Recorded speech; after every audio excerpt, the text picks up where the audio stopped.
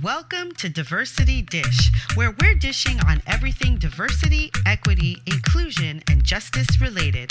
My name is Sedruola Maruska, and we're bridging the gap between what needs to be said and what needs to be heard. Those individual experiences that are often ignored or simply dismissed. Sometimes I'm dining alone, sometimes I'm dining with friends, and sometimes I'm dining a la carte. No matter how I'm dining, it promises to be delicious. Let's dig in.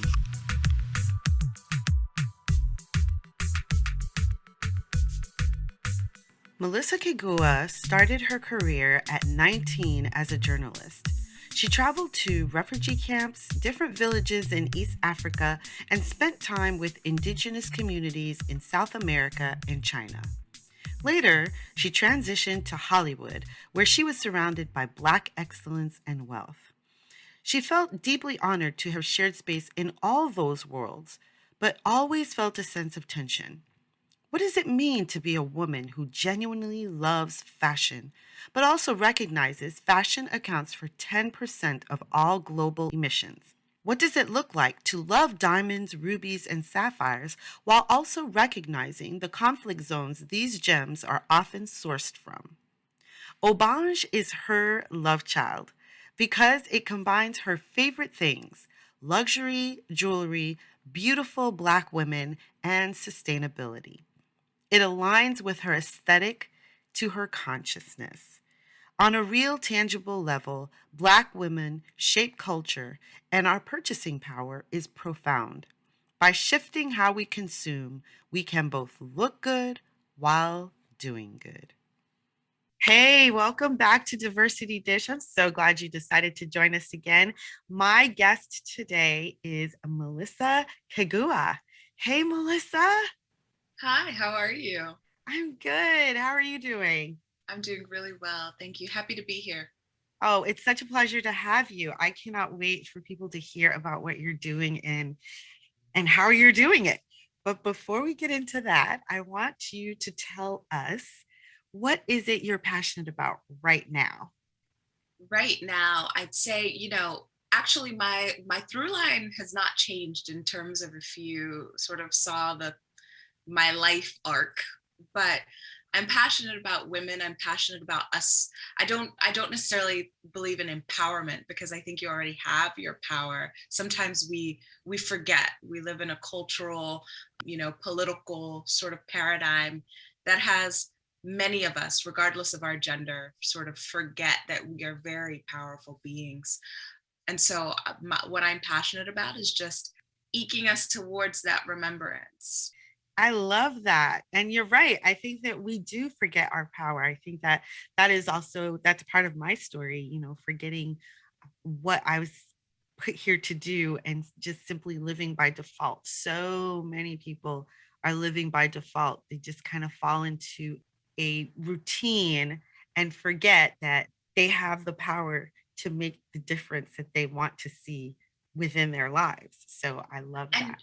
I don't the routine can also be powerful, right? I mean, you and I were speaking earlier about where our families are from.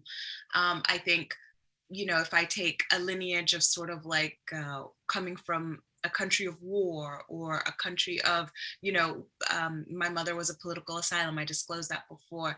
Routine was a big part of her healing. Being in a place of consistency was a big part of her healing, right? And so the power there was the power to find stability and safety amidst literal chaos, amidst the most chaotic that one can be in, right? Yeah, Which is yeah. like civil unrest, Hmm. living under a dictator. So what that power looks like for all of us is different. I don't want it to seem like, oh, you got to go out and start a business and it looks like this and da da da da da. But it is just to say that you are yours before you're anything else. and just Absolutely. and just and just having that awareness, it helps as we move through the world.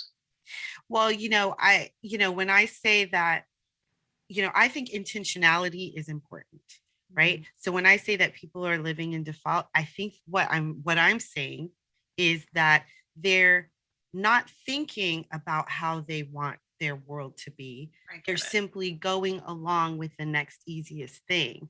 And Yeah. so if you're being intentional, if that intentionality brings you to a lot of stability, repetition, everybody's lives needs repetition for sure. Like, Yeah. I love to travel, and I, did some traveling this summer, but I'm so happy to be home Yeah. and go, okay, now I get up at this time, I do this at this time, I do this at this time. There's definite calming and stability in that routine. But if that routine is not intentional, if that routine is Right. just something that has just been thrust upon you, it's a Yeah. very different thing, right? It's a very Totally different agree. thing. Because, I am not, let me tell you, I'm an entrepreneur, but I am all for people who go, that is not for me. I am gonna, because I'm like, you know what? This is not an easy life. It It's is, not. it is not. And so if you know already that this is not for you, man, I applaud you. It's just like when people say, I'm not having any children. I'm Yeah. like, you know what? I applaud you because, that too is not an easy life. And It's that is not. 24/7 until you die. So, it's just, You're absolutely right. You're absolutely right. It's funny because I say that all the time too, where people are like, "Should I be an entrepreneur?" And I'm like, "Most likely, no." This is not a game out here. it's not. And honestly, I go back and forth a lot. And I think that some entrepreneurs kick themselves for thinking, oh, maybe I should just go get a job. You know what? There is nothing wrong with wanting to have that stability and wanting to have that regular paycheck and wanting to know exactly what your day is going to look like every day. There's nothing wrong with that. I go back and No. forth all the time, and I weigh the options. I weigh what I'm willing to sacrifice in order to have either one, because there's a sacrifice on either side, right? What keeps you But in? What keeps you in? what keeps me, you're interviewing me now. My bad. I'm sorry. And so It's I okay. just slipped into it. It's all good. What keeps me in, I think, is the freedom that I have to use my time as I want to use my time, and not having anyone else dictate to me how my time needs to be used. And I Yeah. think that's what keeps me in. What keeps you in? Because you're an entrepreneur too. We're going to talk about your venture, and we're going to talk about all of that. But what keeps Yeah. you in? Hey, how would it feel to use your talents in the cause of social justice? It's no secret that Black, Indigenous, queer, people of color, or those who are part of any marginalized group don't get a fair shake, experience systemic racism, and must work harder for the same rights and privileges that white people receive just by virtue of their race. We also know it doesn't have to be that way. And sometimes that can get overwhelming. Where do we start to make a real difference? What we know we need are upstanders and advocates, people ready to stand up, take action, and spend their privilege to help others. If that's you, I want to invite you on a discovery date with me.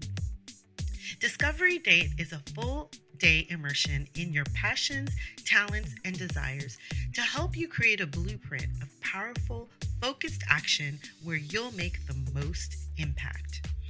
On your date, we'll discover your strengths, we'll find your lane, and we'll begin your journey. It's just that simple. Discovery Dates with Sadie.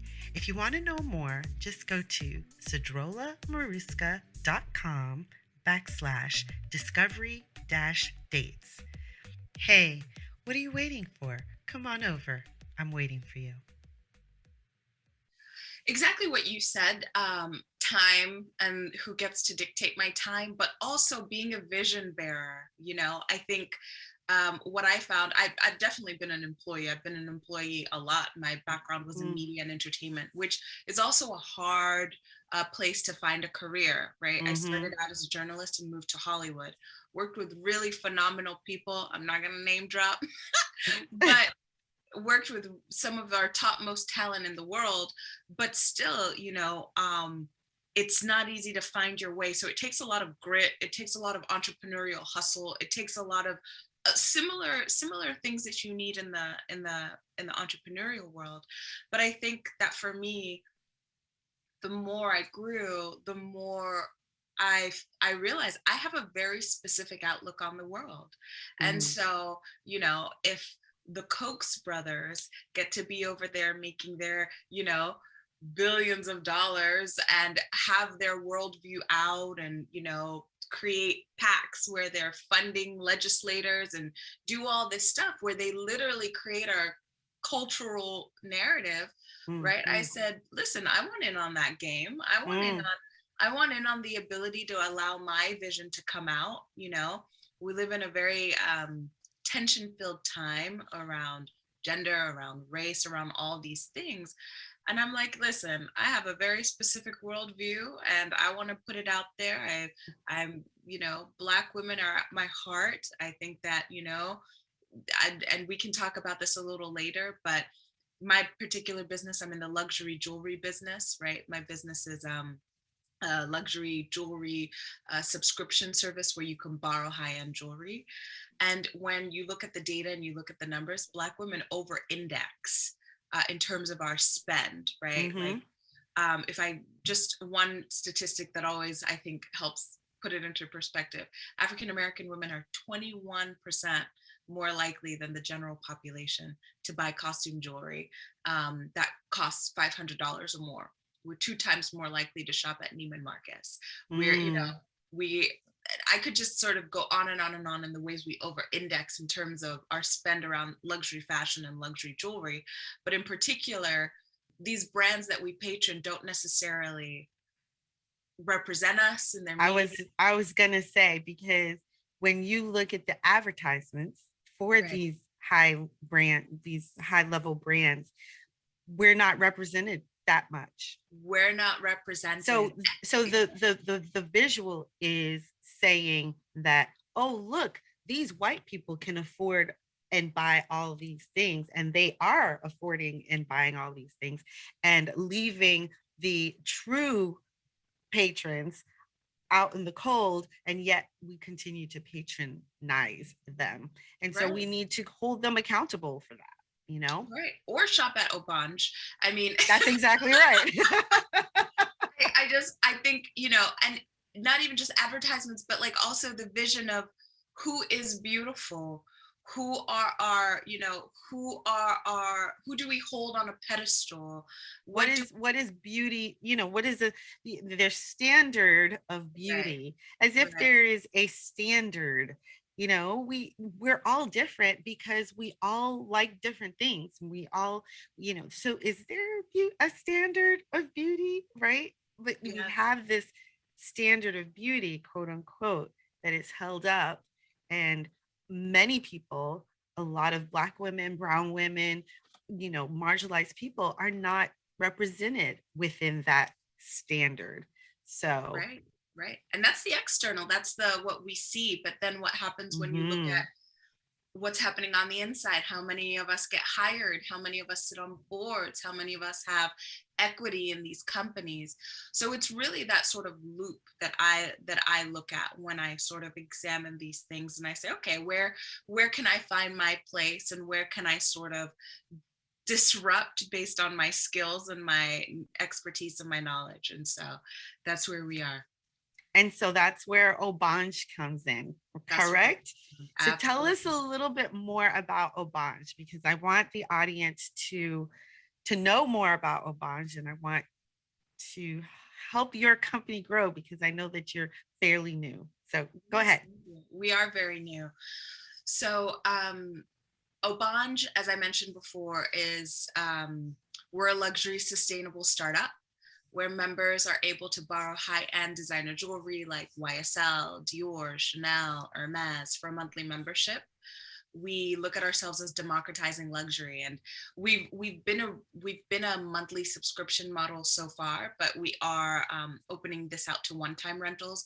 So in the next month or two, you won't have to sign up for a monthly membership to rent from our platform. You can go ahead and just come in, find a piece you love, sort of like Airbnb. You can just come in and borrow a piece on our platform and borrow it for 7 days and then send it back. I've been thinking about a bunch for a long time. I've been wanting to start it for a long time. I mentioned before, started my career in media and entertainment. And so was always surrounded by individuals that just had way more money than I did, but I still wanted to floss. And the expectation was that you would look a certain way, that if you're in certain rooms, you represent the artist or the talent or the company well. So, and it's funny, on my own podcast, I speak to the beauty director at Cosmo, Julie Wilson, and she speaks about when she was just interning on the come up herself. And she had an interview and she charged her credit card $5,000 for a Miu Miu dress, Wow. right? She took it back, but there was a little moment where she lost the belt and was like, are they really going to charge me this 5,000? Like, is this going to be on my card? So when she told me that story, I related a lot to the stories of the things many women do to sort of get in, fit in, have social signifiers that were valuable, especially Black women, right? We have many stories about, in our workspaces and whatnot, showing up in a way that you will respect us. You will know that we're here to do what we do, And so Obanj really was born from like just my experiences, understanding that I'm in this space. I want to look beautiful. I want to look great. But like consumption, how are we consuming? Fashion accounts for 10% of carbon emissions. I'm someone who, if you can't tell by now, is very intentional about how I move in the world. And so I wanted a place where I could wrestle with these complexities, but in an entrepreneurial way. The circular model, the rental model, it's one of the most sustainable models to consume. And so that was that. I said, let's play in this space. Latote has done incredibly well. Rent the Runway has done incredibly well. And I thought, well, where can I sort of have a niche? And I felt that it was high-end jewelry. That's sort of, a place that, still has a lot of, it still has a lot of disruption. Our traditional jewelry retailers are very old school. Yeah. And tell us, because I know that your model subscription is $29, for the lowest subscription. And then I think $49 is that for the next tier. So you've got $29 or $49. And to me, and I go, you're mean to tell me that I can rent like high-end jewelry for like $29. It's like kind of mind-blowing. So tell us how you're able to do that. How are you able to rent that level of jewelry for that amount? Yeah, so we definitely look at ourselves as democratizing luxury, and not just in the sense that everybody should be able to access luxury, because not everybody's interested in luxury, but in the sense that, as I mentioned before, like, what does representation look like? If we're patroning brands, should be able to see ourselves in them and reflected in the brand. And so how we're able to do that is we consider ourselves a second closet. So we are purchasing pieces in bulk with our suppliers. We have relationships, and as it is, anytime that you're sort of purchasing at large, you get, you're able to negotiate in very specific ways. And so we've just been cultivating those relationships. Our closet boasts more than $40,000 worth of jewelry, so it's quite a lot.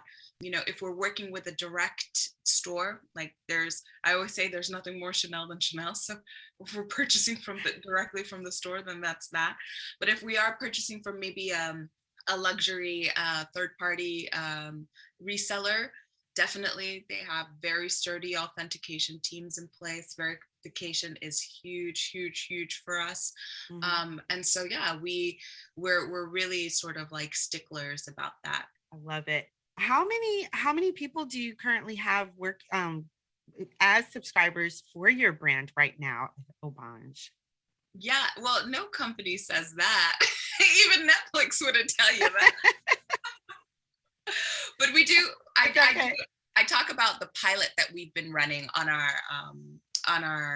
investment page, which I'll talk to you about later. Yes, you do have an investment page. We will talk Yeah, about we'll talk about that. But that. yeah, we're growing. Yeah. We're Yeah. growing, and we're really excited about what it looks like as the world continues to open up. I mean, right now we're sort of in a dodgy place, but we don't know what's happening right now. But as the world continues to open up, we really look forward to that. Yeah. What is the length of time that people can subscribe, can hold the pieces for? Yeah, so you can actually keep a piece for as long as you want, as long as you're paying your monthly membership. So Okay. the way that it works is, for the $29, you can run one piece at a time. And for the $49, you can run two pieces at a time. Okay. And you can keep those pieces as long as you want. So you can keep them for a year, you can keep them for 3 days, right? Shipping is prepaid. So your packaging, when you're ready to send it back, you just pop it right back in the mailer that it came in and send it back, and then you can come online and order yourself another piece. So members tend to love that. You also have the option of purchasing a piece, if you fall in love with it. So Mm-hmm. that tends to happen when someone gets something they wouldn't normally wear, they go outside with it, people are complimenting them, they're saying, oh my gosh, you are Yeah. amazing, gorgeous, we'll see an order for that piece straight away. So yeah. Yeah. Wow. I love it. I've never thought of jewelry as something to rent, but I love that idea. And I think that it is definitely a great idea. And I know that subscriptions are so, I mean, everything right now is trying to find a way to do subscriptions, right? Because it sustains the company and it kind of sustains, the environment, because you're kind of recycling things through the environment. So I love that. So your clientele, tell us a little bit about your customer, your average customer. Who is your average customer? Yeah, so I realized I started talking about Black women before I said this. So, like I mentioned, when I first started Obanj, I was like, it's gonna be for all women interested in luxury jewelry. Like we're a brand for all women who want to get in on this. And as I mentioned, as I started really digging into the data, really doing customer, interviews, that whole thing that you got to do as an entrepreneur, I started really seeing the numbers around Black women spend in with luxury jewelry, and I said, there is something here, right? Throw another statistic at you. Black women are make up, I want to say it correctly, we are 60 million out of the $385 million overall national spend on luxury watches and timepieces. I think that's about 35%. We make up, Wow. just our little sliver of Yeah. the population makes up about 35% of all luxury watches and timepieces in the United States. So like, it's just, as I keep going in, I'm like, oh, this is overwhelming. Like, this is the literal definition of an untapped market, right? That Right. has not necessarily been activated or reached out to or loved on in a very particular type of way. Right. And so I sort of started digging in, and I said, this is it. We're going to be a brand that I call Obanja love letter to Black women. And of course, all women are invited in. But in the same way, some of these brands are not going to come out and say, oh, we are a love letter to white women, but just go But on their Instagram, go on their, I mean, it is, it that's really, what it they is. don't say it, right? And I'm like, Right. maybe I shouldn't say it. So, and I'm just like, what do you mean I only have Black women? It's for all women, right? But that speaks to my mindset. I'm like, there's nothing wrong with saying that there's an untapped market here, Yeah. and we want to serve. Yeah. It's very interesting that you said that, because this morning and I hadn't even looked into your stuff yet, really. But right before while I was taking a shower, I was thinking to myself that, isn't it interesting that when Black people say we love Black people, or we love being Black, or Black power, white people get very nervous about that, Yeah. because they know traditionally when they say that, they're meaning harm to Mm. others that are not that. Whereas Black people are simply saying it to reaffirm themselves, because the messaging that we get on a regular basis does not say that, says that we should not love ourselves, that we Yeah. don't have any power, that we are not worthy. And so we're reinforcing the idea that we do, but it makes white people nervous. And Mm. so when you say that, it's like, no, we are celebrating Black women, you know. Is it okay to say that? I think it's absolutely necessary to say Yeah, that, I because agree. it is, in the work that I do, I think it's very necessary that we begin to have white people see themselves as a race, because they don't right now. Right now, they see themselves as the norm. And Just once people. we begin to show that people are people, and all people can do things, they have to then fall, they kind of have to fall in line with, well, I'm a person, I'm a white person, and this is how it kind of works for me. And so I think it's very interesting that you said that, and I want you to know that, yes, please affirm the Black women. Yeah, and it's really interesting you said that, because I think and we don't have to stay here, but I do think it's very important for people to see themselves as part of a lineage, or like to see themselves within the arc of their historical story. And I think that Yes. that gets somehow that gets people are actually very resistant to seeing themselves as Uh-huh. part of the historical arc of whatever it is they have been. Yes. And I'm like, no, we didn't end up here in a vacuum. Not one person did. So you want a full Nope. picture of how you are and how others are. You have to be able to understand yourself, and that's how you can understand yourself as a race, and not just say Mm-hmm. I'm a person. But yes, you're a person who is embedded in a cultural, historical, political, sociological context, right? That's Like, exactly right. duh, That's exactly right. duh. Yeah. Yeah, because when we hear things like, well, I didn't do that, so why should I have to pay for it? It's like, well, Yeah, it's do more you complicated. understand? It's Yeah, very much, it's very more complicated than that, it's right? more And so it's complicated kind of than like, where do you want to start with the history, honey? Where, you want to start with. And yeah. it's a question I get with investors all the time, because like that's the first question they ask is like, how big is this market, like, and it's always with a bit of like, oh gosh, like I you know Yes. well, just because say having to really sort of like make the compelling story and narrative. But I'm also like, I'm not new to you've never heard of FUBU? You haven't heard? Okay, well, all right, y'all learn, you'll learn. Yes. And You and so it's you kind watch Shark Tank, you just don't pay attention to what's on there. of and it's very interesting, because that tends to be the sense of people whenever something that is predominantly of someone else that is not white comes forth. So if you're a Black writer, if you're a brown writer, if you're, a native, whoever you are, if you are not a white writer, then all of a sudden it's, well, do you think people really want to hear that story? Do you think people really want to read that or watch that movie or watch that TV show? There's always that little bit of that, well, because, and I wonder if it's in their mind, they think they don't want to see it.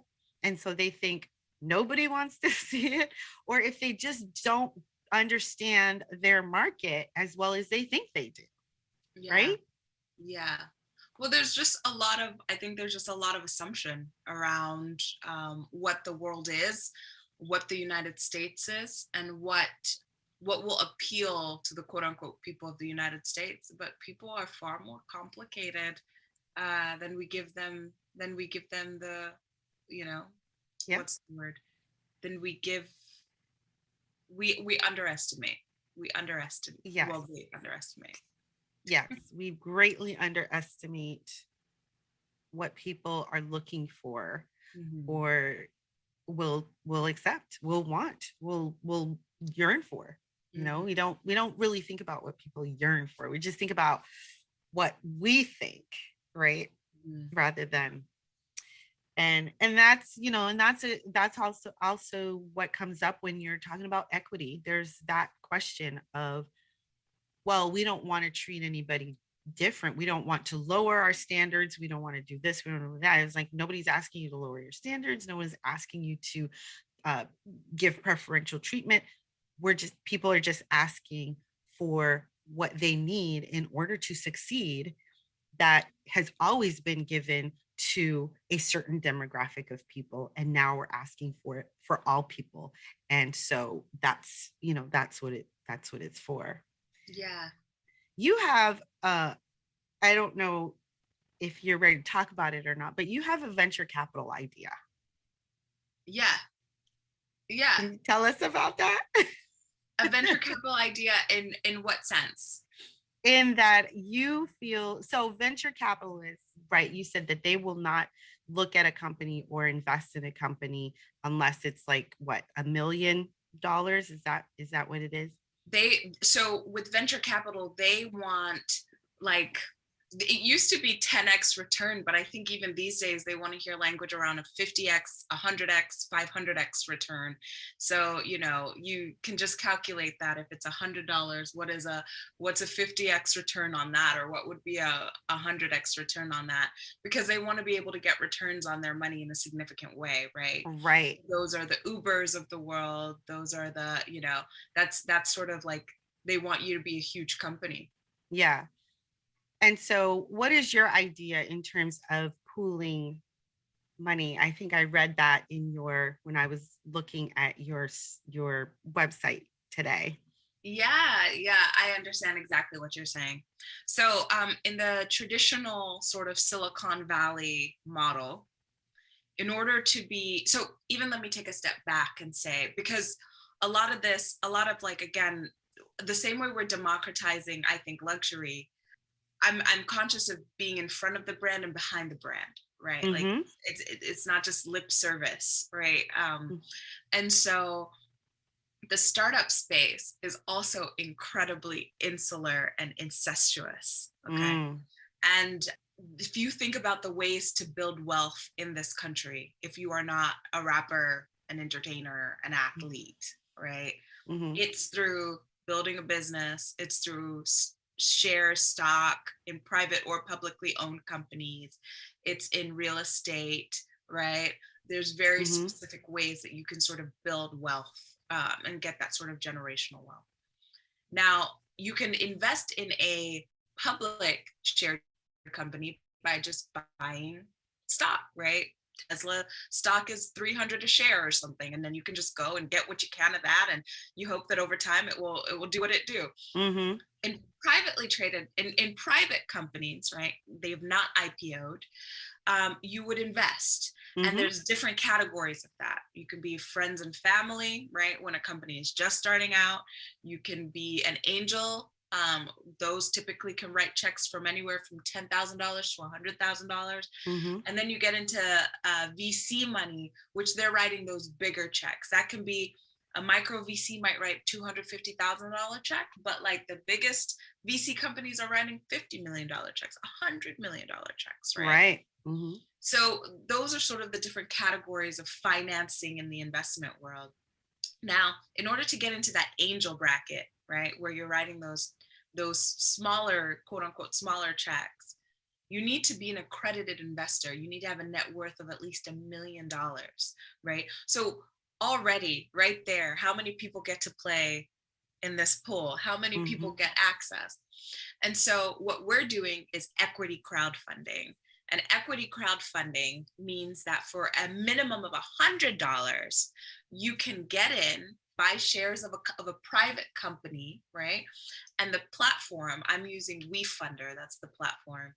It aggregates all these individuals who are putting on $100, $500, $1,000, $5,000, what you can, right? And it aggregates all of that. And so it kind of comes as like one lump sum as a check to the company. But what that does is it allows you to be it allows you to be an investor in a company. And so that's currently what we're doing.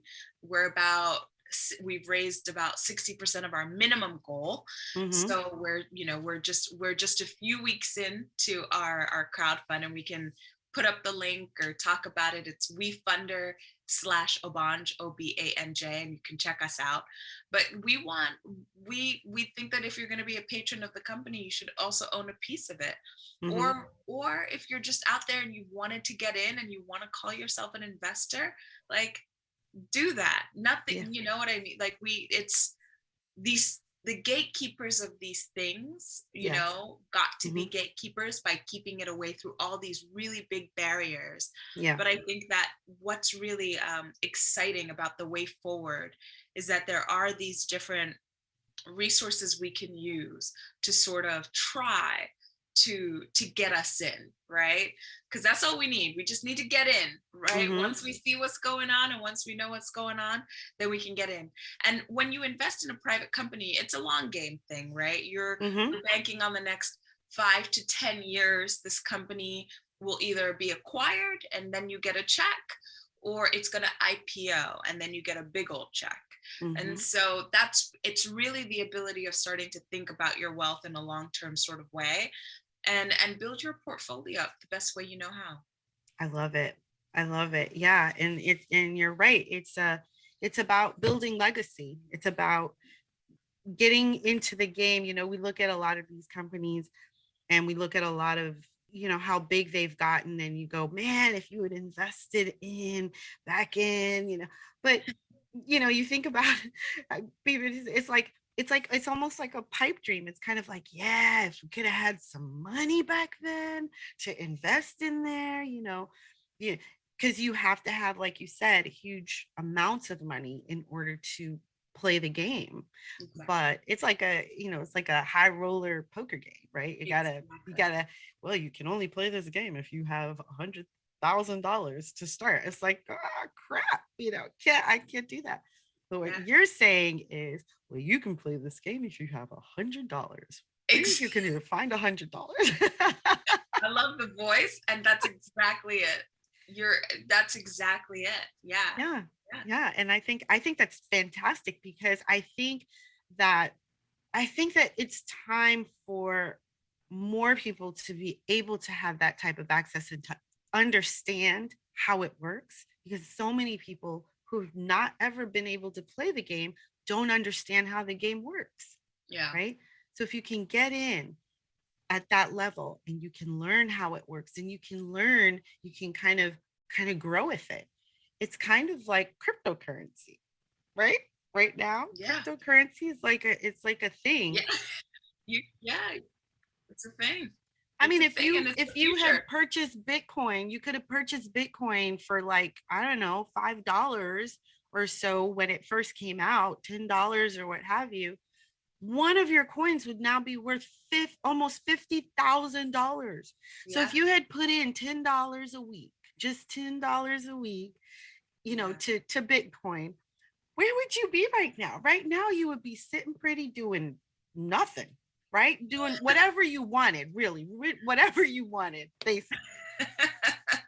So, I mean, crypto is a little volatile, but you're absolutely right in terms of being able to just diversify what you're doing and getting in. I mean, I call a lot of the stuff the wild west, because in the beginning, yes, that's where you can sort of get in and play, but that's also where we don't tend to know.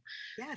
And also just having the resources to sort of to think that we can get in, right? Sometimes it's also just what we believe about ourselves. But I'll say, especially for women, Mm-hmm. I think, even when I think of like who the typical person right now is in the crowdfund equity, the equity crowdfund space, it's white men still as well, right? Because those are the ones who are like, hey, let's get in on this. This is a way for me to raise my company without having to like deal with the traditional investors. This is great. Like, I can set my own terms and I can do all this stuff. Yeah. And so even but I think a lot of that has to do with the information that you have, or the information that comes around you. right? Yeah. So we're having this conversation right now. And so we're putting kind of a bit of information out there. Yeah. And who's listening? And they go, well, let me go check that out and let me see how it is. It's about the information that they have.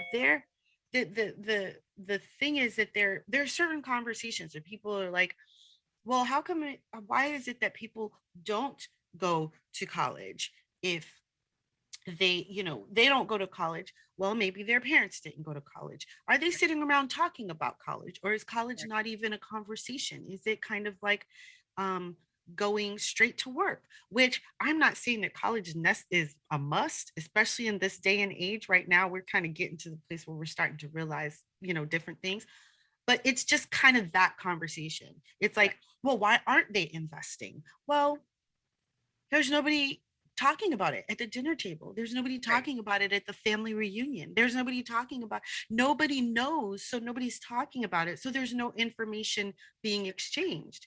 The Yeah. difference is over, with the white men is that maybe your family might not be in it, but you know what? The circle, your community, the circle that is in, someone's going to say, hey, I think you should get in on this thing.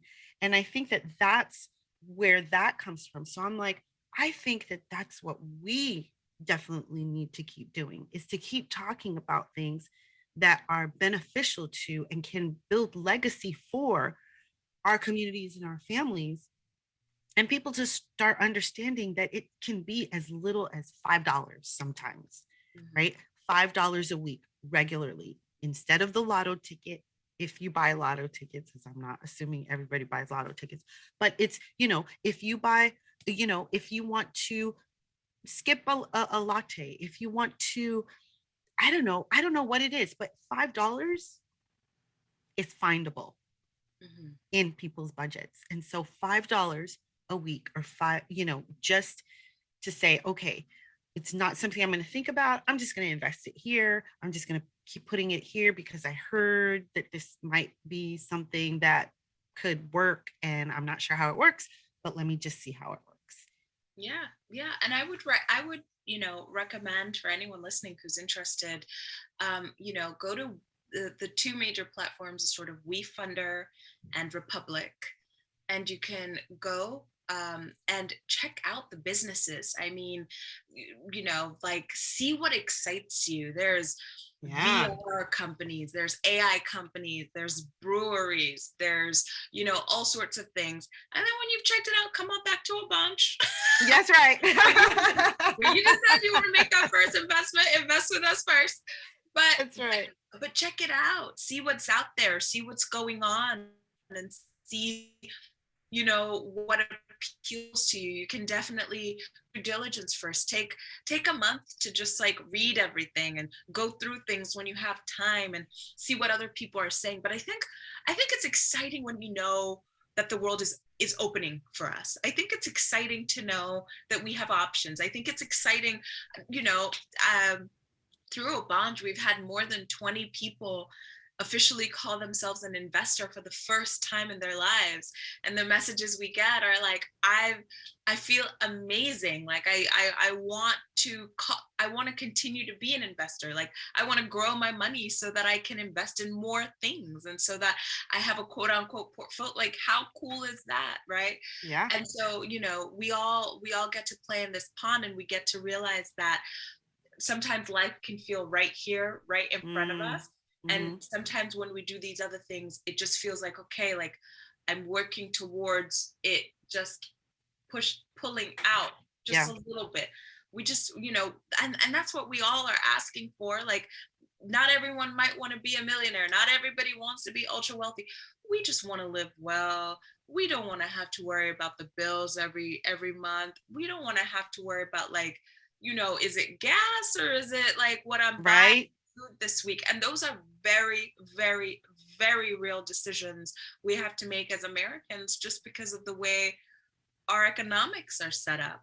And Yeah. so some of this, it's like, if you don't have 100 today, like you said, it's that, put that five away, put that, they call it like you're paying yourself. That's your like Yes. payment to yourself, that you just like end all be all, like, It's got to go there, and little by little we chip away at some of these like deep rooted historical Mhm. barriers that have Mhm. been there to for women not necessarily to have access to money, for Black women to not necessarily have access to money, to a Mhm. lot of women of color not having access to money. Like it is not your fault that Mhm. you don't have the economics you want, but in these little ways we can get access. In these little ways we get to move forward.